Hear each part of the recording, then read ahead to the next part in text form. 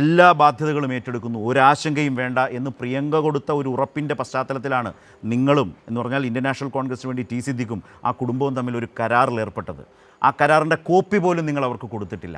നിങ്ങളത് തന്ത്രപരമായി കയ്യിൽ വെച്ചു. ഒരു ഫോട്ടോ പോലും അവരെടുത്തു വെച്ചിട്ടില്ല. നിങ്ങൾക്ക് ആ കരാറിൻ്റെ കാലാവധി കഴിഞ്ഞിരിക്കുന്നു. നിങ്ങൾ അടിയന്തരമായി ആ വാക്ക് പാലിക്കാൻ തയ്യാറാകണം. ആ മനുഷ്യൻ നിങ്ങളുടെ പാർട്ടിക്ക് വേണ്ടി ഉണ്ടാക്കിയ കോടിക്കണക്കിന് രൂപയുടെ ബാധ്യതകളാകെ ഏറ്റെടുക്കാൻ ആ കുടുംബം പറയുന്നില്ല.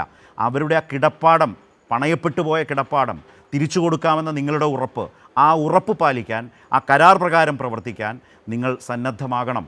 അത് ഈ നാട്ടുകാർ മനസ്സിലാക്കി കഴിഞ്ഞു. അതിന് നിങ്ങൾ സന്നദ്ധനാകണം. സിദ്ദീഖിന് വലിയ ഉത്തരവാദിത്വം അതിലുണ്ട് എന്ന് തന്നെയല്ലേ ശ്രീ എം ജയചന്ദ്രൻ നമ്മൾ ഈ ചർച്ചയിൽ പരസ്യമായി അവരോട് പറയേണ്ടത്? അവരത് പാലിക്കണ്ടേ? ഇനിയും ഇങ്ങനെ പറ്റിക്കാമോ?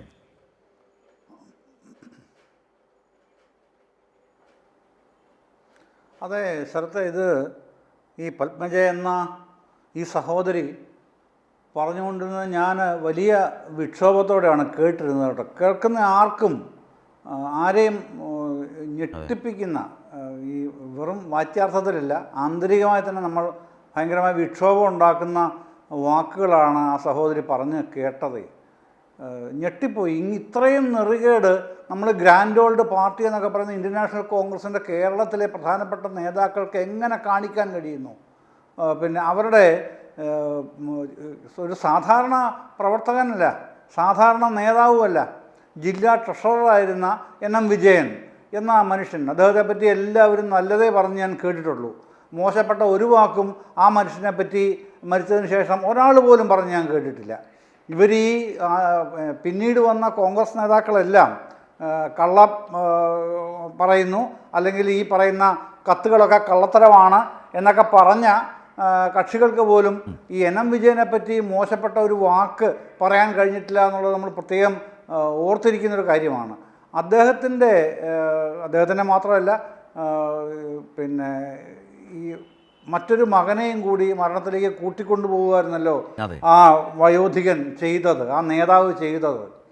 ആ മനുഷ്യനോട്, ആ കുടുംബത്തിനോട് ഈ പാർട്ടിക്കൊരു കടപ്പാടും ഇല്ലെങ്കിൽ ഇവരൊക്കെ രാഷ്ട്രീയ പ്രവർത്തനം നിർത്തുന്നതാണ് നല്ലത്. ഒരു സംശയമില്ല, ഞാൻ പറയും കേട്ടോ. ഈ സിദ്ദിഖ് ആണെങ്കിലും IC ബാലകൃഷ്ണൻ ആണെങ്കിലും ഈ പിന്നെ സണ്ണി ജോസഫ് MLA ആണെങ്കിലും K സുധാകരൻ ഉണ്ടല്ലോ, പഴയ പ്രസിഡന്റ് അടക്കമുള്ളവർ ഇത്തരം രാഷ്ട്രീയ പ്രവർത്തനമായ കേരളത്തിൻ്റെ മണ്ണിൽ ഇറങ്ങിയാൽ നിങ്ങൾക്ക് മാത്രമല്ല, നിങ്ങൾ കൊണ്ടു നടക്കുന്ന പാർട്ടിക്കും അത്യന്തം ലജ്ജാകരമായ അനുഭവങ്ങളെ ജനങ്ങളിൽ നിന്ന് പ്രതീക്ഷിക്കേണ്ടതുള്ളൂ. അത്ര മോശപ്പെട്ട നെറുകെട്ട പണിയാണ് നിങ്ങൾ ആ കുടുംബത്തോട് ഇപ്പോഴും കാണിച്ചുകൊണ്ടിരിക്കുന്നത്. ഒരു സംശയവുമില്ലാതെ നിങ്ങൾ കാണിച്ച നെറുകേടിനെ ഏതെങ്കിലും ഒരു കോൺഗ്രസ്സുകാർ ന്യായീകരിക്കാൻ കഴിയും. അതുകൊണ്ടാണല്ലോ ശരത്ത് വിളിച്ചിട്ട് ഈ ചർച്ചയിൽ ഒരുത്തരും വരാത്തത്, അല്ലേ? സിദ്ദിഖൊക്കെ എന്ത് MLA ആണെന്നാണ് പറയുന്നത്? എന്ത് മര്യാദയാണ് സിദ്ദിഖ് നിങ്ങൾ പറയുന്നത്? IC ബാലകൃഷ്ണൻ എന്ത് നേതാവാണ് നിങ്ങൾ? എന്ത് MLA ആണ് നിങ്ങൾ? നിങ്ങളുടെ നേതാവല്ലേ മരിച്ച എൻ വിജയൻ? അദ്ദേഹത്തിൻ്റെ കുടുംബത്തോട് നിങ്ങൾക്കൊരു ബാധ്യതയില്ലെങ്കിലും നിങ്ങൾ പച്ചയ്ക്ക് പറയണം.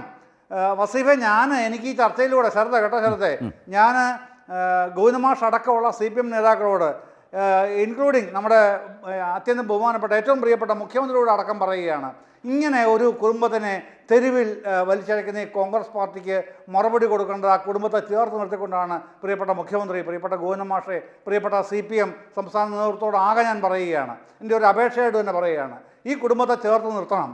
അവർക്ക് വന്നിട്ടുള്ള ഈ സാമ്പത്തികമായ തിരിച്ചടിയിൽ നിന്ന്, അഗാധമായ കടക്കണിയിൽ നിന്ന് ആ കുടുംബത്തെ കരകയറ്റി കൊണ്ടുവരണം.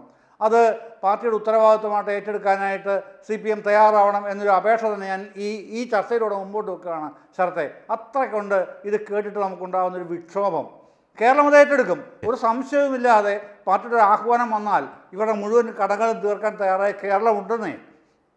ഇത്രയും വൃത്തികെട്ട നാണം കെട്ട കോൺഗ്രസ് നേതൃത്വമാണ് ഈ കാണിക്കുന്നത്.